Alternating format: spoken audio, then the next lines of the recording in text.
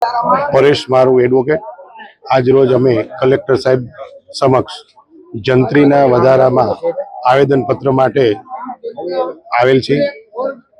આ સૂચિત જંત્રી વધારો જે કરવામાં આવેલ છે તે ખરેખર અસહ્ય છે। જે ગવર્મેન્ટ દ્વારા ગયા વર્ષે જ ડબલ જંત્રીનો વધારો કરવામાં આવ્યો હતો। સામાન્ય રીતે કોઈ પણ સરકાર હોય તો એ સરકારનો હંમેશા જે કાંઈ નીતિ વિષયક નિર્ણય લેવાતા હોય એમાં મુખ્ય આશય રોટી કપડાં અને મકાનનો હોય છે। આમાં જે અસહ્ય જંત્રીનો વધારો કરવામાં આવ્યો છે એમાં ડિસ્ક્રિમિનેશન રહેલા છે। અમુક જગ્યાએ 10 ગણો જંત્રી વધારો, અમુક જગ્યાએ 15 ગણો જંત્રી વધારો।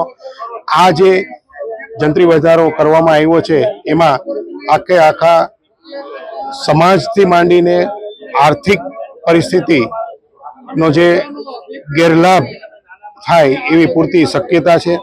સામાન્ય સંજોગોમાં સામાન્ય નાનામાં નાનો વ્યક્તિ પોતાના પરિવાર સાથે એક જે આશા ધરાવતો હોય છે કે પોતાનું રહેણાંકનું મકાન હોય તો એ રહેણાંકનું મકાન નાનામાં નાનો વ્યક્તિ પણ લઈ શકે એ માટે ખરેખર યોગ્ય અને વ્યાજબી જંત્રી હોવી જોઈએ।